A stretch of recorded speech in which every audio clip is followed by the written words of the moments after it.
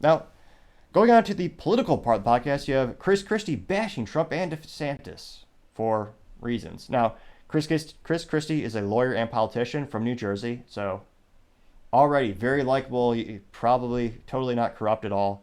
And he was the governor from New Jersey from 2010 to 2018. Now he's a commentator on ABC News, member of the Christie law firm, has a Christie 55 Solutions, which sounds like a weight loss thing, but it definitely isn't, because if it is, it's not working on him, obviously. Now, the former New Jersey Governor Chris Christie on Sunday condemned the campaign video from Florida Governor Ron DeSantis, released in which he bashed Donald Trump for voicing his support for the LGBTQ community. Now, thankfully, I haven't gotten to the point where I'm putting video in video. I say thankfully because your eyes might burn from this, but Chris Christie is not a photogenic man, is what I'm trying to say. Let's hear what he has to say. They're trying to divide us further, and it's wrong. They're trying to divide us further, so let me insult the two top Republican candidates. Interesting idea. It's absolutely wrong. We have big issues to be talking about here. The runaway inflation, how our students' educational results are down again this year across the country and non-competitive with other parts of the world. And this type of video does nothing to address those issues. And it is a teenage, food fight between Ron DeSantis and Donald Trump. Now, in terms of speech, I'm not going to ding him on the stuttering. Shoot, I've had that throughout my life. Something you got to work on, and people get better at over time. So I'm not going to bash him on that part of his little speech there. It is hilarious, however, that he brought up a food fight when he very much enjoys food. I'll just say that much. And he also managed to use the word big, which he's a big deal, physically speaking. But I don't know what he's hoping to get out of this, because he's failed time and time again to get a next step in his political career.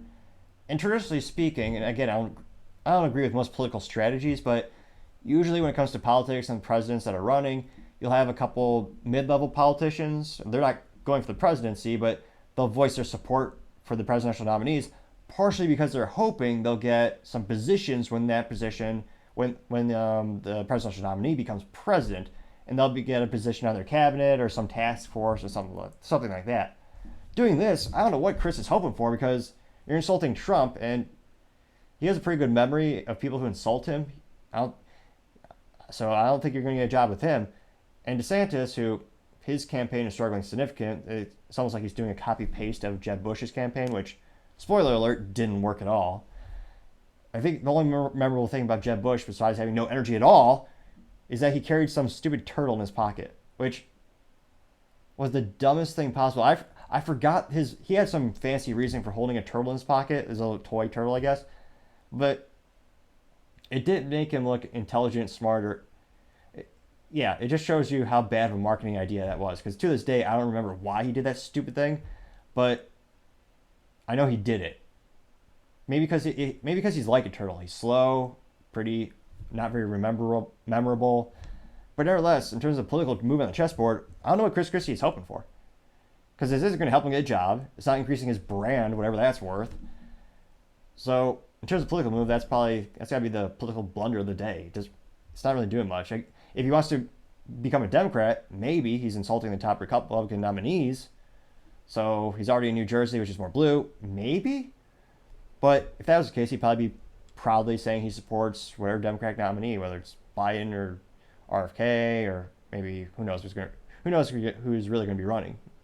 It's a long way till that. There's still plenty of time for people to throw their hats in the ring for that race. We'll see.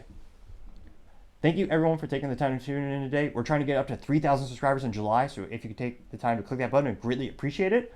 Also, don't forget to like, subscribe, and comment. The feedback greatly helps the channel out as we try to get the production better and better and better over time.